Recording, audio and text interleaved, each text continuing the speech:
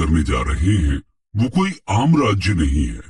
वैसे आम तो कोई राज्य नहीं, सभी राज्यों की अपनी अपनी विशेषता है, लेकिन ये राज्य भारत में होने वाली किसी भी बात या घटना पर सबसे ज्यादा सुर्खियों में रहता है। ये श्री राम, श्री कृष्ण और बुद्ध की जन्मभूमि है, तो कबीर और महावीर का कर्मस्थल। यहीं पर गंगा शिव में समाहित हुई है और यहीं की मिट्टी से लक्ष्मीबाई और मंगल पांडे जैसे सपूतों ने जन्म लिया है। इस राज्य की धरती ने भारत को सबसे ज्यादा प्रधानमंत्री दिए हैं। कहा जाता है कि दिल्ली की सत्ता की राह इसी राज्य से होकर गुजरती है। ये राज्य देश की राजनीति की दिशा और दशा तय करता है। तो वहीं आर्थिक मुद्दों में भी ये सबसे आगे है। ये अपनी गंगा जमुनी तहजीब और अपनी नजाकत के लिए सारी दुनिया में फेमस है। दोस्तों, हम बात कर रहे हैं उत्तर प्रदेश की। भारत के उत्तर मध्य में बसा उत्तर प्रदेश भारत का सबसे अधिक आबादी वाला और चौथा सबसे बड़ा राज्य है।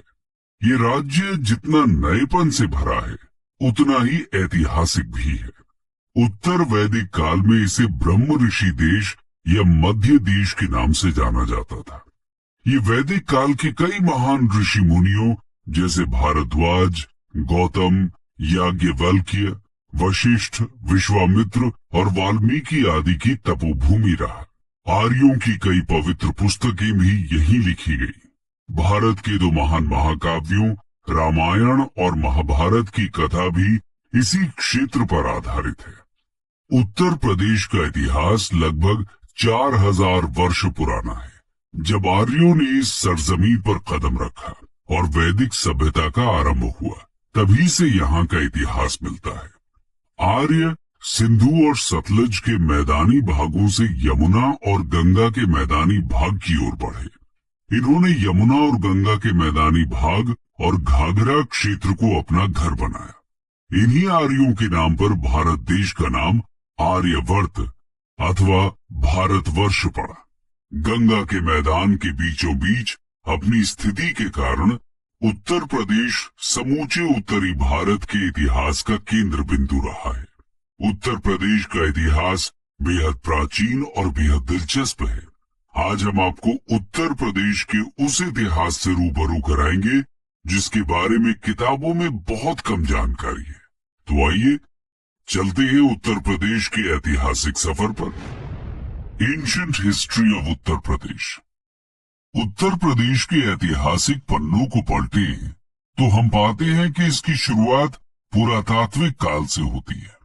पुरातात्विक अन्वेषणों ने अब के उत्तर प्रदेश की प्रागैतिहासिक सभ्यता पर नई रोशनी डाली है। प्रतापगढ़ में पाई गई मानव खोपड़ियों के अवशेष लगभग 10,000 ईसा पूर्व के हैं। पुरापाषाणकालीन सभ्यता के साक्ष्य इलाहाबाद की बेलन घाटी, सोनभद्र के सिंगरौली घाटी और चंदौली के चकिया नामक पुरास्थलों से मिले हैं।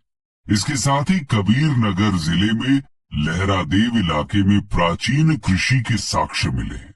यहाँ से 8000 ईसा पूर्व से 9000 ईसा पूर्व के मध्य के चावल मिले हैं। नवपाषाण काल के साक्ष्यों की बात करें तो मिर्जापुर, सोनभद्र, बुंदेलखंड और प्रतापगढ़ के सराय नाहर राय से उत्खनन में औजार और हथियार मिले हैं। वहीं ताम्रपाषाणिक संस्कृति के साक्ष्य मेरठ और सहारनपुर से प्राप्त हुए हैं। इसके बाद हड़प्पा काल के साक्ष्य भी उत्तर प्रदेश में पाए गए हैं। बता दें कि उत्तर प्रदेश में सबसे पुराने हड़प्पा शहर पाए गए। आलमगीरपुर गंगा यमुना में पहला स्थल था जहां से हड़प्पा कालीन अवशेष प्रकाश में आए थे।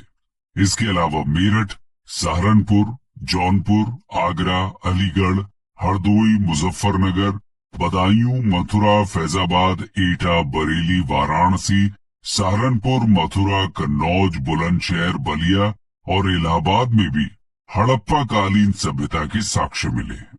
आगे वैदिक साहित्य और दो महाकाव्यों रामायण और महाभारत से इस क्षेत्र के 7वीं शताब्दी ईसा पूर्व के पहले की जानकारी मिलती है। वैदिक साहित्य गंगा के मैदान का वर्णन करते हैं। वहीं महाभारत की पूरी गाथा हस्तिनापुर के आसपास घूमती है, जबकि रामायण में भगवान राम का जन्म स्थान अयोध्या है। देखा जाए तो उत्तर प्रदेश में एक व्यवस्थित इतिहास की शुरुआत 6ठी शताब्दी ईसा पूर्व के अंत में होती है, जब उत्तर भारत में 16 महाजनपद वर्चस्व के लिए संघर्ष कर रहे थे। उन 16 महाजनपदों में से 8 महाजनपद आधुनिक उत्तर प्रदेश में मौजूद थे, जिनके नाम है कुरु, पांचाल, काशी, कौशल, शूरसेन, चेदी, वत्स और मल्ल। इसी दौरान उत्तर प्रदेश ने भगवान बुद्ध के आगमन और बौद्ध धर्म के प्रसार को देखा। यहीं पर गौतम बुद्ध ने अपना अधिकांश सन्यासी जीवन व्यतीत किया था। भगवान बुद्ध ने उत्तर प्रदेश के सारनाथ में अपना पहला उपदेश दिया था। चौखंडी स्तूप यहाँ उस स्थान को चिन्हित करता है जहाँ भगवान बुद्ध अपने शिष्यों से मिले थे। इसी कारण उत्तर प्रदेश को बौद्ध धर्म का पालना कहते हैं। वहीं अगर हम शासकों की बात करें तो 1ली शताब्दी से 6ठी शताब्दी ईस्वी तक उत्तर प्रदेश मौर्य, कुषाण, गुप्त, वर्धन वंश, गुर्जर प्रतिहार के शासकों के नियंत्रण में रहा। उत्तर प्रदेश का विकास मौर्य सम्राट चंद्रगुप्त प्रथम 330 से 380 ईसा पूर्व के काल में देखने को मिला। इसके बाद 268 से 232 ईसा पूर्व तक सम्राट अशोक ने यहाँ पर अपने साम्राज्य का विस्तार किया। अशोक काल के दौरान कला और वास्तुकला अपने चरम पर थे। सम्राट अशोक के बौद्ध धर्म को अपनाने के बाद उन्होंने बड़े पैमाने पर बौद्ध स्तूपों और मूर्तियों का निर्माण करवाया। इस काल में कला का एक नया अध्याय शुरू हुआ। 1ली शताब्दी ईस्वी में कुषाणों ने एक ऐसे विस्तृत साम्राज्य की स्थापना की जिसमें उत्तरी भारत के अधिकांश भाग के अतिरिक्त मध्य एशिया के कुछ प्रदेश भी शामिल थे। भारतीय संस्कृति के इतिहास में कुषाण काल का अत्यंत महत्वपूर्ण स्थान है। कुषाणों के संरक्षण में भारत ने धर्म, कला, साहित्य, दर्शन आदि के क्षेत्र में अत्यधिक उन्नति की। कुषाण शासकों के प्रयासों से ही भारतीय सभ्यता और संस्कृति के प्रसार के लिए मध्य और पूर्वी एशिया के द्वार खुले।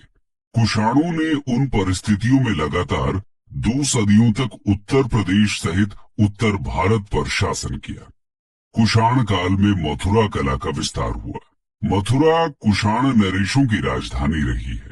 साथ ही वो उत्तर भारत का एक बड़ा व्यापारिक केंद्र भी रहा है। कुषाण शासक कनिष्क, हुविष्क और वासुदेव का शासनकाल मथुरा कला का स्वर्णिम काल रहा है। इसके बाद गुप्त साम्राज्य का शासन रहा। गुप्त वंश के शासक समुद्रगुप्त ने लगभग 330 से लेकर 380 ईस्वी तक इस सरजमीन पर शासन किया। उनके बाद चंद्रगुप्त द्वितीय ने लगभग 380 से लेकर 415 ईस्वी तक यहाँ पर राज किया। गुप्त काल के दौरान ही हिंदू कला का भी काफी विकास हुआ। गुप्त साम्राज्य को तोड़ने वाले हुणों के आक्रमण के बाद गंगा यमुना दोआब ने कन्नौज का उदय देखा। एक अन्य प्रसिद्ध शासक हर्षवर्धन ने 606 से लेकर 647 ईस्वी तक उत्तर प्रदेश पर शासन किया। इन्होंने कन्नौज के पास स्थित अपनी राजधानी से समूचे उत्तर प्रदेश, बिहार, मध्य प्रदेश, पंजाब और राजस्थान के कुछ हिस्सों पर शासन किया। हर्षवर्धन के शासनकाल के दौरान कन्नौज साम्राज्य अपने चरमोत्कर्ष पर पहुंच गया था।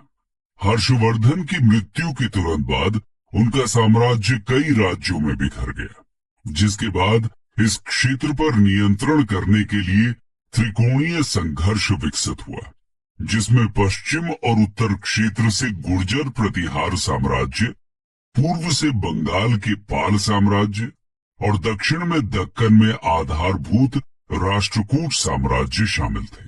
गुर्जर प्रतिहार शासक वत्सराज ने कन्नौज के नियंत्रण के लिए पाल शासक धर्मपाल और राष्ट्रकूट राजा दंती दुर्ग को सफलतापूर्वक चुनौती दी और पराजित कर 2 राजछत्रों पर कब्जा कर लिया।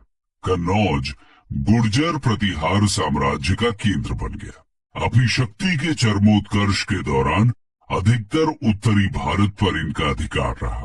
मध्यकाल में उत्तर प्रदेश मुस्लिम शासकों के अधीन हो गया था, जिससे हिंदू और इस्लाम धर्म के पास आने से एक नई मिलीजुली संस्कृति का विकास हुआ। आइए जानते हैं उत्तर प्रदेश के मध्यकाल को।